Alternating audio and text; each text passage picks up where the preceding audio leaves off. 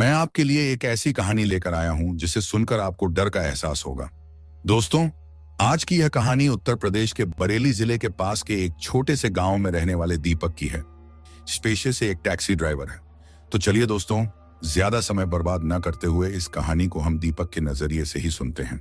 लेकिन उससे पहले आप हमारे इस चैनल को सब्सक्राइब कर लें, जिससे हमारे और आपके संबंध मजबूत हो सकें। नमस्कार साथियों, मेरा नाम दीपक है। मैं पिछले 10 साल से एक टैक्सी ड्राइवर हूं। उम्र 35 साल है और मैं उत्तर प्रदेश के बरेली जिले के एक छोटे से गांव में रहता हूं। मैं शहर में काम करता हूं, लेकिन मेरा परिवार गांव में रहता है। गांव में मेरा एक छोटा सा घर है जो बहुत ही साधारण है, मिट्टी की दीवारों और खपरेल की छत वाला। घर के सामने एक छोटा सा आंगन है जहां मेरी माँ कुछ सब्जियां उगाती हैं। मेरे परिवार में मेरी माँ, मेरी पत्नी गीता और मेरे 2 बच्चे हैं। एक बेटा जिसका नाम अमित है और वह 10 साल का है, और एक बेटी जिसका नाम पूजा है और वह 7 साल की है।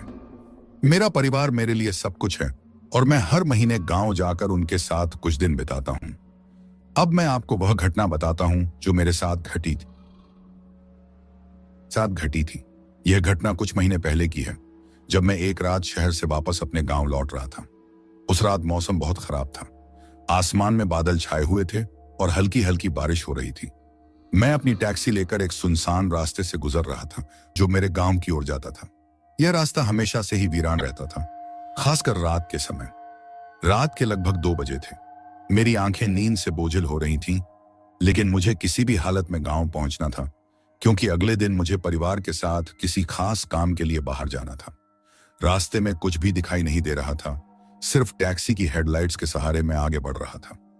जैसे ही मैं जंगल के बीच से गुजर रहा था, मुझे अचानक सड़क के किनारे एक औरत खड़ी दिखाई दी।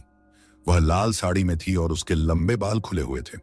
उसने अपना चेहरा ढक रखा था, जिससे उसकी शक्ल साफ नजर नहीं आ रही थी।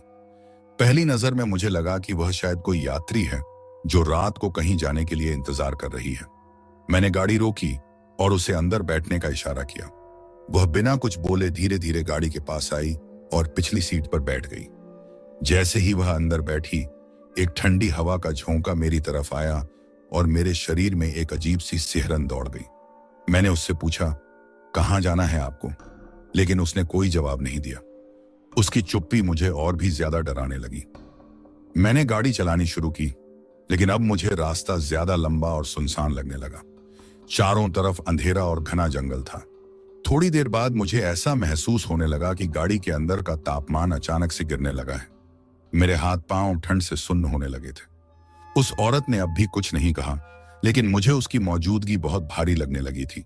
मेरी धड़कनें तेज हो गईं। मैंने फिर से उससे पूछा, आप कहाँ उतरेंगी? इस बार उसने धीरे से अपना चेहरा उठाया और मेरी तरफ देखा। उसकी आंखें बिल्कुल काली थी और उसकी शक्ल ऐसी थी जैसे किसी मरे हुए इंसान की हो। मेरे शरीर में जैसे जान ही नहीं बची। डर के मारे मेरी हड्डियां कांपने लगी। मैं समझ गया था कि यह कोई आम इंसान नहीं है। मैंने तुरंत गाड़ी रोक दी और बाहर निकलकर भागने की कोशिश की, लेकिन जैसे ही मैंने दरवाजा खोला, मेरे कानों में एक खौफनाक चीख गूंजने लगी। मैं बुरी तरह से कांप रहा था और मेरे पैर जमीन पर जम गए थे। मैं हिल भी नहीं पा रहा था। वो औरत धीरे धीरे गाड़ी से बाहर आई और मेरे सामने खड़ी हो गई। उसकी आंखों में एक अजीब सी चमक थी, जैसे वह मेरी आत्मा को देख रही हो। मैं उसकी नजरों से बच नहीं पा रहा था। अचानक उसने एक जोरदार हंसी लगाई, जिससे मेरा दिल दहल उठा। उसके बाद मुझे कुछ भी याद नहीं है। जब मेरी आंख खुली तो मैं अपने गांव के अस्पताल में था। मेरे परिवार ने बताया कि मैं गाड़ी में बेहोश पड़ा मिला था और गांव के कुछ लोगों ने मुझे यहां पहुंचाया था। उस दिन के बाद से मैंने कभी भी उस रास्ते से गाड़ी नहीं चलाई। उस घटना के बाद मैंने अपने परिवार को इस बारे में कुछ नहीं बताया। मैं नहीं चाहता था कि वे लोग डरें या फिर किसी तरह की परेशानी महसूस करें। लेकिन मेरे दिल और दिमाग में वह औरत, उसकी भयानक आंखें और उसकी डरावनी हंसी बस गई थी। मैं रात को सो नहीं पाता था। हर बार जब मैं आंखें बंद करता तो उसकी छवि मेरे सामने आ जाती। कुछ दिनों बाद गांव के कुछ बुजुर्गों ने मुझसे पूछा कि क्या मैं उस रात उसी रास्ते से आया था। पहले तो मैंने सिर हिलाया, लेकिन फिर मैंने उनसे पूछा कि क्यों पूछ रहे हैं। उन्होंने बताया कि उस रास्ते पर एक पुरानी कहानी है जो कई सालों से गांव में सुनाई जाती है। कहते हैं कि कई साल पहले उसी रास्ते पर एक हादसा हुआ था। एक नई नवेली दुल्हन जिसकी शादी के कुछ ही दिन हुए थे, अपने पति के साथ कहीं जा रही थी। उनकी गाड़ी उसी जंगल के पास दुर्घटनाग्रस्त हो गई थी। उस हादसे में दुल्हन की तुरंत मौत हो गई, लेकिन उसका शव कभी नहीं मिला। उसके बाद से उस रास्ते पर लोगों ने एक लाल साड़ी पहने हुए औरत को देखा है, जो रात को अकेले खड़ी रहती है। जिन लोगों ने उसे अपनी गाड़ी में बिठाया, वे या तो कभी लौट कर नहीं आए या फिर पागल हो गए। यह सुनकर मेरी धड़कनें तेज हो गईं। मुझे यकीन हो गया कि मैंने उसी आत्मा को देखा था।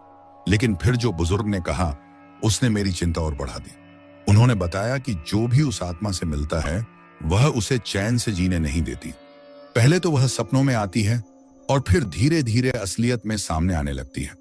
अगर समय रहते कुछ नहीं किया गया तो वह आत्मा उसकी जान ले सकती है। अब मेरे लिए रातें और भी मुश्किल हो गईं। उस औरत की छवि अब सपनों से बाहर निकलकर हकीकत में आने लगी थी। कई बार मैं रात को जाग जाता और उसे अपने कमरे के कोने में खड़ा हुआ पाता। उसकी आंखें अब भी काली थीं और उसकी हंसी मेरे कानों में गूंजने लगी थी। मैं पूरी तरह से बिखरने लगा था। मेरी तबीयत बिगड़ने लगी और मेरा काम पर ध्यान देना मुश्किल हो गया था। एक दिन मेरी पत्नी गीता ने मुझसे पूछा कि मैं इतना परेशान क्यों हूं। मैंने उसे सब कुछ बता दिया।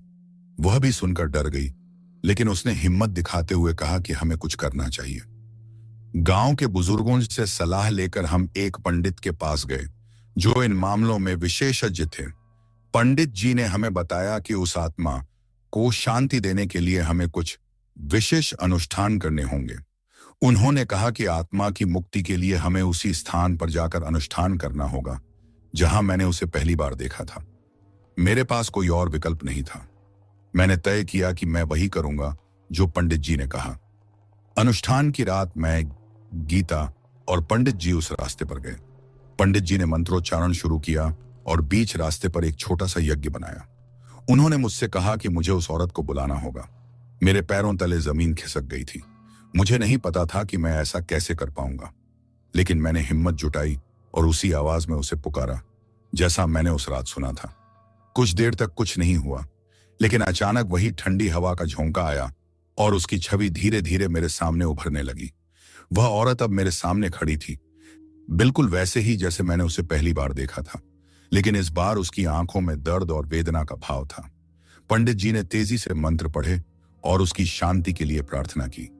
कुछ समय बाद वह औरत धीरे धीरे धुंध में बदल गई और गायब हो गई।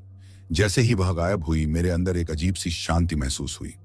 पंडित जी ने बताया कि उसकी आत्मा को शांति मिल गई है और अब वह मुझे कभी परेशान नहीं करेगी।